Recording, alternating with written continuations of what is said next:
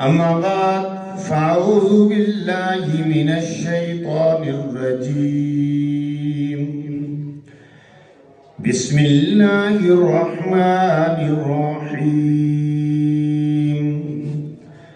ولما فصلت العير قال أبوهم إني لأجد ريح يوسف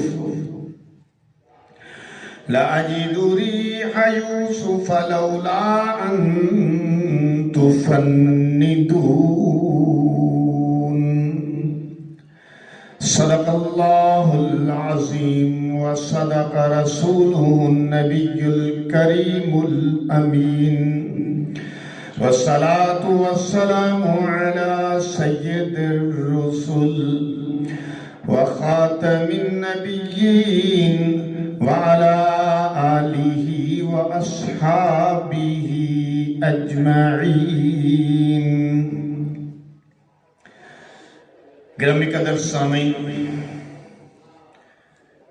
رمضان المبارک کی آمد ہے اور یہ کئی مہینوں سے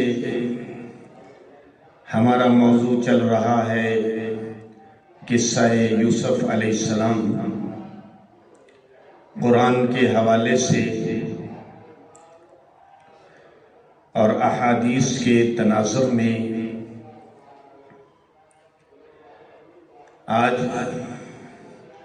اس سلسلے کی آخری تقریر ہے. سامعین محترم، گزشتہ سے پیوستہ صرف ایک بات جو آخر میں ہوئی اس کو جوڑوں گا، وہ یہ کہ یوسف علیہ السلام نے جب بھائیوں کے ساتھ معاملات کر لیے، بات چیت ہو گئی اور سب تعارف ہو گیا، بھائیوں نے یوسف علیہ السلام سے معافی طلب کر لی. تو یوسف علیہ السلام نے لا تثریب علیکم اليوم، جاؤ آج تم پر کوئی دار و گیر نہیں، کوئی پکڑ دکڑ نہیں، معاف کر دیا. پھر یہ دعا بھی کی کہ یغفر اللہ لکم، اللہ بھی تمہیں معاف کرے. وَهُوَ أَرْحَمُ الرَّاحِمِينَ، اور وہ سب سے بڑھ کر معاف کرنے والا ہے. بڑا پن دکھایا اور وہ کچھ فرمایا کہ جو پیغمبروں کا خاصہ ہوتا ہے. عام انسانوں کی اپروچ وہاں اپلائی نہیں کرتی کہ جہاں پیغمبر کی سوچ اور فکر پہنچتی ہے. اور پھر فرمایا کہ اذهبوا بقمیصی، یہ میرا کرتا ہے، اسے لے جاؤ. فَأَلْقُوهُ عَلَى وَجْهِ أَبِي، میرے والد کے چہرے پہ ڈال دینا. یاتی بصیرا، وہ دیکھنے لگ جائیں گے. اور پھر ہدایت یہ فرمائی کہ وَاتُونِي بِأَهْلِكُمْ أَجْمَعِينَ، اور اب جاؤ اور کنعان سے تمام فیملی کو لے کر آ جاؤ. پچھلا ہمارا بیان بھی یہاں پہ ختم ہوا تھا اور اب جو ہے وہ قافلہ مصر سے لبنان کی طرف روانہ ہوا. یعنی یوسف کے بھائی مصر سے لبنان کی طرف، مصر سے کنعان کی طرف روانہ ہوئے. قرآن کہتا ہے وَلَمَّا فَصَلَتِ الْعِيرُ قَالَ أَبُوهُمْ، اور جب قافلہ مصر سے روانہ ہوا، ادھر قافلہ مصر سے روانہ ہو رہا ہے، ادھر یعقوب علیہ السلام کو یوسف کی خوشبوئیں آنی شروع ہو گئی. سبحان اللہ. قَالَ أَبُوهُمْ، ان کے والد نے کہا انی لَأَجِدُ رِيحَ یوسف، میں یوسف علیہ السلام کی خوشبو سونگھ رہا ہوں، حالانکہ قمیص ابھی مصر سے روانہ ہوئی یوسف علیہ السلام کی اور والد کنعان کے اندر ہیں، ان کو خوشبو پہلے سے آنی شروع ہو گئی۔ یہ پیغمبر کا معجزہ ہے۔ پھر فرمایا لولا ان تفندون، اگر تم یہ نہ کہو کہ میں بہک گیا ہوں یا میرا دماغ کام نہیں کر رہا، بوڑھا ہوں نا، یہ نہ کہنا کہ میں بہک گیا ہوں، نہیں، میں صحیح بات کر رہا ہوں، اپنے ہوش و حواس میں کر رہا ہوں۔ پیغمبر کی یہ شان ہی نہیں، جتنا مرضی پیغمبر بوڑھا ہو جائے، اللہ اس کی ذہن کو، سوچ کو، فکر کو قائم رکھتے ہیں۔ فرمایا قالوا تاللہ، وہ بولے، کون؟ جو پاس موجود تھے، وہ کہنے لگے قالوا، وہ بولے تاللہ، اللہ کی قسم، انک لفی ضلالک القدیم، وہ بولے کہ آپ تو وہی پہلے والی غلطی میں مبتلا ہیں، پہلے بھی ایسی باتیں کیا کرتے ہیں کہ مجھے یوسف کی یاد آ رہی ہے، مجھے یوسف کے خواب آ رہے ہیں، مجھے یوسف کی خوشبوئیں آ رہی ہیں، مجھے یوسف کا خیال آ رہا ہے، یہ باتیں تو آپ پہلے بھی کرتے ہیں۔ یعقوب علیہ السلام نے فرمایا نا، اب میں بالکل اتھینٹک بات کر رہا ہوں، 100% صحیح بات کر رہا ہوں کہ مجھے یوسف کی حقیقی خوشبو آ رہی ہے۔ اب یہاں خوشبوئیں آنی شروع ہو گئی، ادھر سے قافلہ روانہ ہو گیا۔ اب قافلہ یعقوب علیہ السلام کے پاس پہنچ گیا۔ قرآن کہتا ہے کہ جو قافلے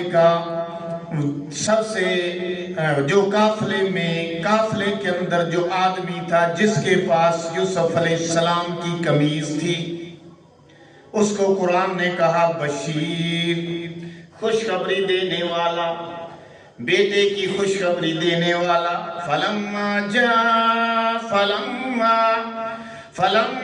ان جاء البشیر، قرآن کہتا ہے جب خوشخبری دینے والا آن پہنچا، خوشخبری دینے والا آ گیا یعقوب علیہ السلام کے پاس، القاہ علی وجہہ، تو اس نے یوسف علیہ السلام کی قمیص یعقوب علیہ السلام کے چہرے پہ ڈال دی۔ قمیص کا چہرے پہ ڈالنا تھا، فرتد بصیرا، یعقوب علیہ السلام کی بینائی واپس آ گئی، آنکھیں روشن ہو گئی۔ یعقوب علیہ السلام نابینا سے بینا ہو گئے، دیکھ نہیں سکتے تھے، دیکھنے والے ہو گئے، آنکھوں میں روشنی نہیں تھی، روشنی آ گئی۔ قرآن کہتا ہے فرتد بصیرا، وہ دیکھنے والے ہو گئے۔ قال، یعقوب علیہ السلام پھر بولے الم اقل لکم، میں تم سے نہ کہتا تھا انی اعلم من اللہ ما لا تعلمون،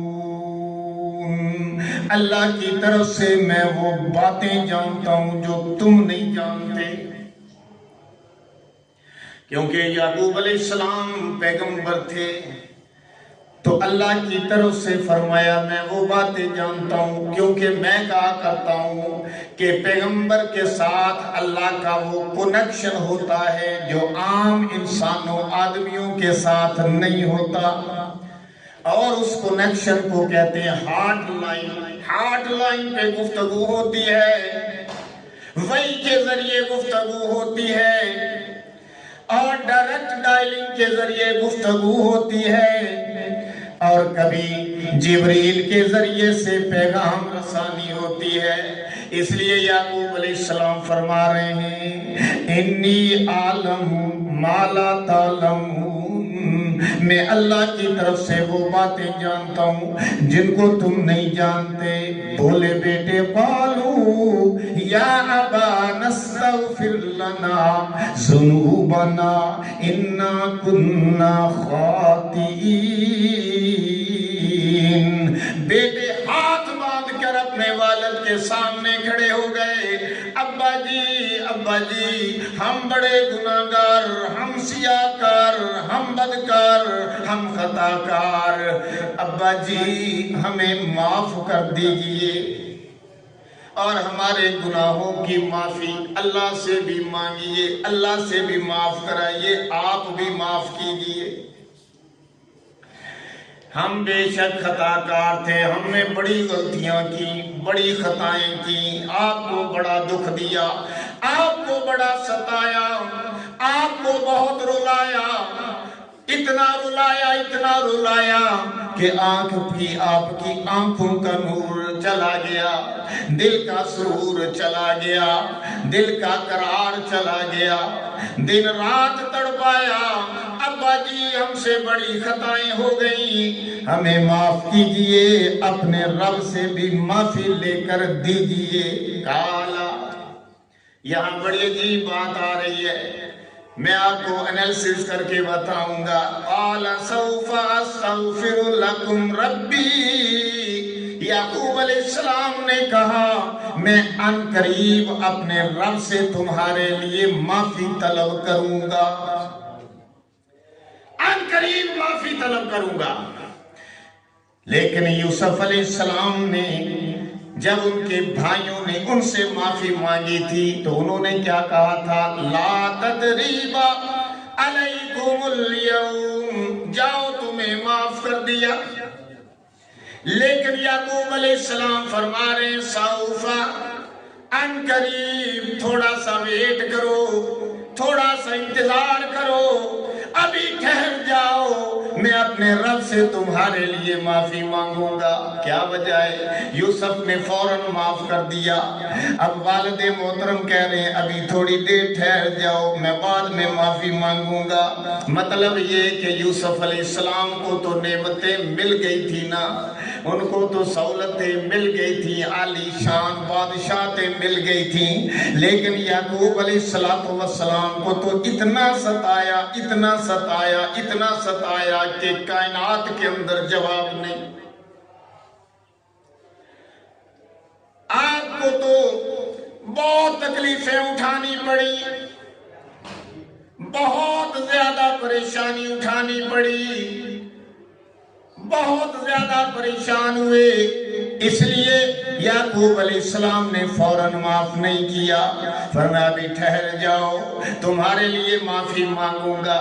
پھر آگے چل کر یہ بات ہو نہ ہو ابھی بتا دیتا ہوں کہ پھر کچھ عرصہ ٹھہر کر یعقوب علیہ السلام جس طرح ہم جماعت کراتے ہیں، اس طرح روایات میں آتا ہے کہ آگے کھڑے ہو جاتے تھے، 12 بیٹے پیچھے کھڑے ہو جاتے تھے، اللہ کی نماز پڑھتے تھے، پھر اللہ سے دعا کرتے تھے اللہ میرے بیٹوں کو معاف کر دے۔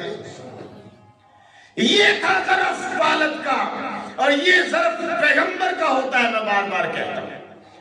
اور اگر ان میں سے کوئی ایسی چیز ہمارے اندر جھلکتی ہے تو یقین کیجئے کہ وہ پیغمبر کے علم کا پرتو ہوتا ہے، وہ پیغمبروں کے صبر کا صدقہ ہوتا ہے، وہ پیغمبروں کی برداشت کا صدقہ ہوتا ہے، جو ہم برداشت کرتے ہیں، جو ہم صبر کرتے ہیں، جو ہم معاف کرتے ہیں۔ تو بہرحال گرامی قدر سامعین، میں عرض یہ کر رہا تھا کہ انہوں نے کہا ان قریب میں اپنے رب سے تمہارے لیے معافی مانگوں گا، کیونکہ انہو هو الغفور الرحیم، بے شک وہ بڑا غفور ہے، بڑا رحیم ہے، معاف کرنے والا، بخشنے والا، رحم کرنے والا ہے، وہ بڑی ذات ہے۔ میں معافی مانگوں گا، معاف کر دے گا، کیونکہ غفور اور رحیم جو بول دیا، امید بھی دلا دی۔ یہ سب تفسیری پوائنٹ ہے نا، کہ یہاں پہ امید بھی دلا دی کہ اللہ معاف کر دے گا، اس بات میں امید ہے۔ فَلَمَّا دَخَلُوا عَلَى يُوسُف، اب یہ قافلہ یہاں سے کنعان سے چل پڑا، یوسف علیہ السلام کے پاس پہنچ گیا۔ سارا خاندان، ساری فیملی، بھائیوں کی فیملیاں ساری کی ساری، بڑا قافلہ بن گیا تھا۔ اور یہی 12 تو تھے نا جو بنی اسرائیل بنے، جن کی تعداد لاکھوں تک پہنچ گئی۔ اور یہی 12 قبیلے ہیں نا کہ جو موسیٰ علیہ السلام جن کی طرف پیغمبر ہو کر آئے، اور انہی بنی اسرائیل کی طرف موسیٰ بھی آئے، عیسیٰ بھی آئے علیہ السلام، اور 18,000 پیغمبر آئے۔ یہی بنی اسرائیل ہیں جنہوں نے دریا پار کیا، اور یہی بنی اسرائیل ہیں کہ مصر میں بادشاہتیں بدلتی رہیں گی، بدلتی رہیں گی، دور بدلتے رہیں گے۔ اور یہ سارے بنی اسرائیل جو لاکھوں کی تعداد میں تھے، ان کو قید کر لیا جائے گا، ان سے بگاڑ لیا جائے گا، یہ مصر میں پردیسی ہو کر رہ جائیں گے۔ اور موسیٰ علیہ السلام پھر ان کو لے کر دریائے نیل کی طرف جائیں گے، اور پھر وہاں پہ فرعون کا لشکر ڈوب جائے گا۔ موسیٰ علیہ السلام اور بنی اسرائیل کے 12 قبیلے نجات پا جائیں گے۔ یہی بنی اسرائیل ہے۔ اب میں خلاصہ جلدی سے بیان کر دیا کیونکہ آج میں نے جو ہے وہ یہ قصہ اس کو اختتام پذیر کرنا ہے۔ فرمایا فلما دخلوا علی یوسف، جب وہ یوسف کے پاس پہنچ گئے، آوا الیہ، یوسف علیہ السلام نے اپنے پاس جگہ دی، ابوی، اپنے ابا کو، اپنے والدین کو، وقال ادخلوا مصر انشاء اللہ آمنین، فرمایا مصر میں داخل ہو جاؤ، انشاءاللہ اب آپ امن سے، سکون سے، چین سے رہیں گے۔ سارے دکھ دور ہو گئے، سارے غم کافور ہو گئے۔ ورفع ابوی علی العرش، اور پھر یوسف علیہ السلام نے اپنے والدین کو اپنے ساتھ تخت شاہی پہ بٹھا لیا۔ بھائی سامنے کھڑے ہیں رعایا کی طرح، اور یوسف در بادشاہ ہیں، ان کے ساتھ والد بھی بیٹھ گئے، والدہ بھی بیٹھ گئی، یوسف علیہ السلام کی بیویاں بھی پاس کھڑی ہوئی ہیں، زلیخا بھی ہے، دوسری بھی ہے، 2 بیویاں۔ اور زلیخا کو اللہ نے دوبارہ جوانی عطا کر دی تھی، اور یہ یوسف علیہ السلام کا معجزہ تھا کہ بڑے بڑے دربار میں یوسف علیہ السلام نے یہ معجزہ دکھایا، اور جو منکرین تھے، بت پرست قوم تھی، ان کو نیچا اللہ نے دکھایا کہ بوڑھی عورت کو اللہ نے جوانی عطا کی۔ اور پھر یوسف علیہ السلام کو حکم دیا کہ اس سے بھی نکاح کر لو۔ چنانچہ بعد میں یوسف علیہ السلام نے بحکم خدا زلیخا علیہ السلام سے نکاح کر لیا۔ اب قرآن کہتا ہے ورفع ابویہ علی العرش، چنانچہ اپنے والدین کو اپنے ساتھ تخت شاہی پہ بٹھایا، وخروا لہ سجدا، اور سارے کے سارے بھائی سجدے میں گر گئے۔ جب وہ سارے سجدے میں گرے تو یوسف علیہ السلام نے اپنے والد کو مخاطب کیا، فرمایا وقال یا ابتی، اے ابا جان، ھذا تعبیر رؤیایا، یہ میرے بچپن کے خواب کی تعبیر پوری ہو گئی، من قبل، جو اس سے پہلے میں نے دیکھا تھا۔ ابا جی آج تعبیر پوری ہو گئی، جو خواب میں نے بچپن میں دیکھا تھا اسے اللہ نے آج پورا کر دیا۔ قد جعلها ربی حقا، میرے رب نے حق کر دکھایا۔ وقد احسن بی اذ اخرجنی من السجن وجاء بكم من البدو من بعد ان نزغ الشیطان بینی وبین اخوتی ان ربی لطیف لما یشاء انہ هو العلیم الحکیم۔ فرمایا اس نے مجھ پر بہت احسان کیے ہیں کہ مجھ کو جیل سے نکالا، اور اس کے بعد کہ شیطان نے مجھ میں اور میرے بھائیوں میں فساد ڈال دیا تھا، آپ کو کنعان گاؤں سے یہاں پہ لے آیا۔ بے شک میرا رب جو چاہتا ہے تدبیر کرتا ہے، وہ دانا بھی ہے، حکمت والا بھی ہے۔ کہو سبحان اللہ۔ ربی قد آتیتنی من الملک، پھر فرمانے لگے اپنا سلسلہ کلام جاری رکھتے ہوئے یوسف علیہ السلام دربار شاہی کے اندر حالت بادشاہت میں فرمایا ربی قد آتیتنی من الملک، اللہ وہ ہے جس نے مجھے ملک عطا کیا، جس نے مجھے بادشاہت عطا کی، وَعَلَّمْتَنِي مِن تَأْوِيلِ الْأَحَادِيثِ، اور مجھے باتوں کو ٹھکانے لگانے کا یعنی خوابوں کی تعبیر کا علم سکھایا۔ فاطر السماوات والارض، اے زمین اور آسمان کو پیدا کرنے والے، انت ولی فی الدنیا، تو میرا دنیا میں بھی کار ساز ہے، والآخرت توفنی مسلمہ، اور آخرت میں بھی کار ساز ہے، فی الدنیا والآخرہ، دنیا میں بھی کار ساز، آخرت میں بھی کار ساز، توفنی مسلما والحقنی بالصالحین، تو مجھے دنیا سے اپنی اطاعت کی حالت میں اٹھانا اور آخرت میں اپنے نیک بندوں میں شامل فرمانا۔ آپ بھی کہہ لیں آمین۔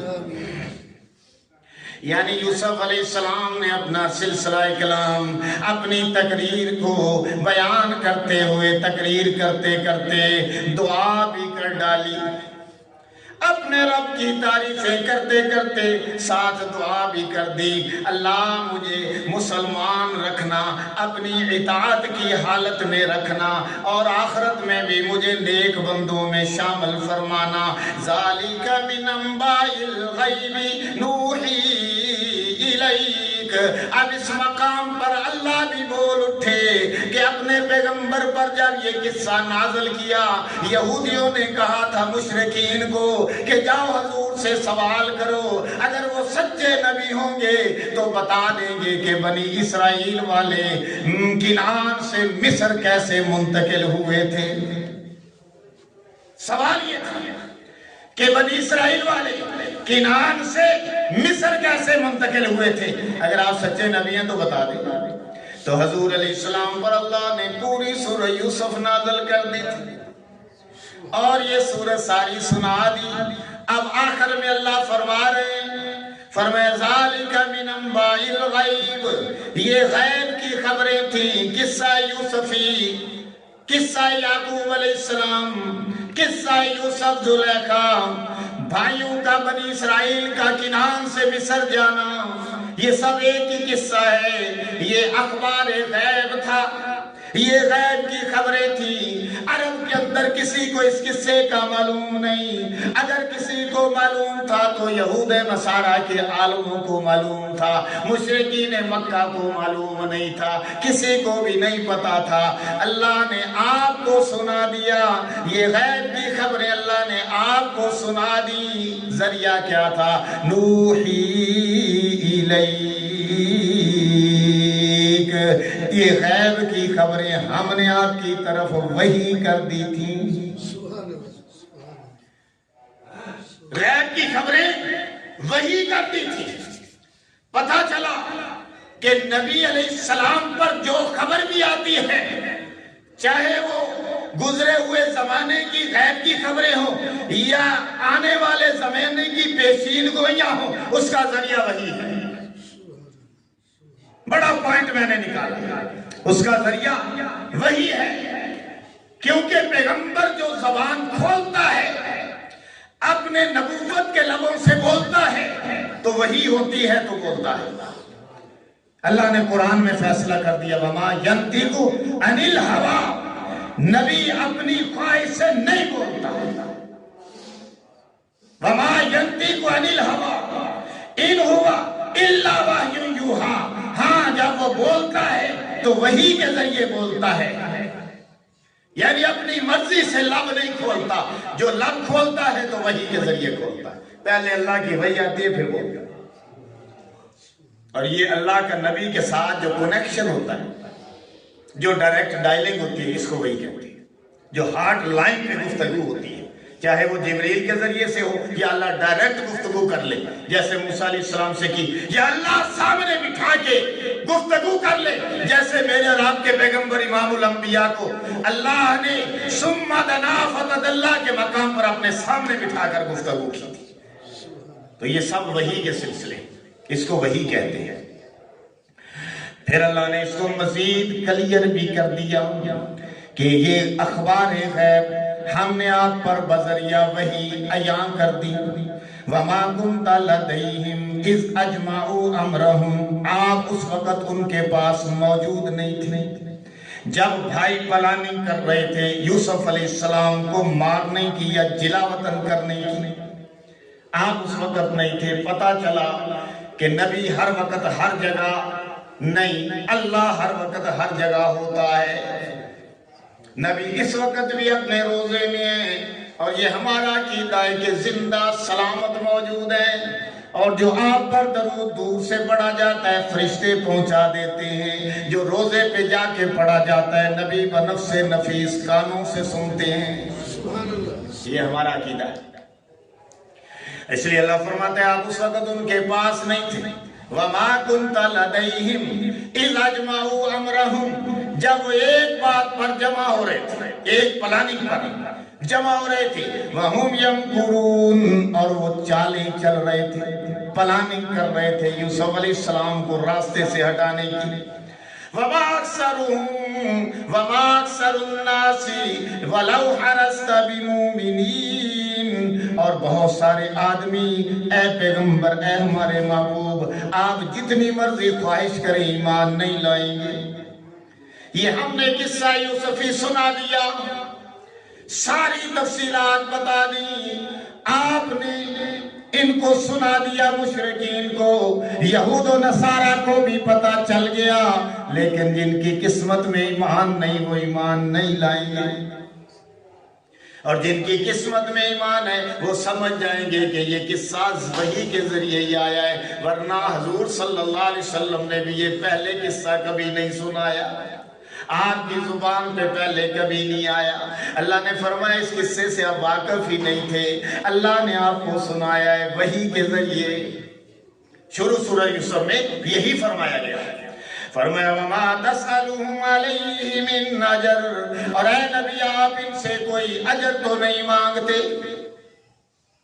نبی اجر نہیں مانگا کرتا دنیا سے، نبی کا اجر اللہ کے ذمہ ہوتا ہے، اس لیے اللہ نے اس کو کلیئر کر دیا، اِنْ هُوَ إِلَّا ذِكْرٌ لِلْعَالَمِينَ، کچھ نہیں، تمام عالمین کے لیے یہ قرآن تو نصیحت ہے، جو اس نصیحت سے فائدہ اٹھانا چاہے اٹھا لے۔ اب آخری چند آیات ہیں سورہ یوسف کی، میں آپ کے سامنے جلدی سے رکھ دوں کیونکہ ٹائم بہت قلیل ہے۔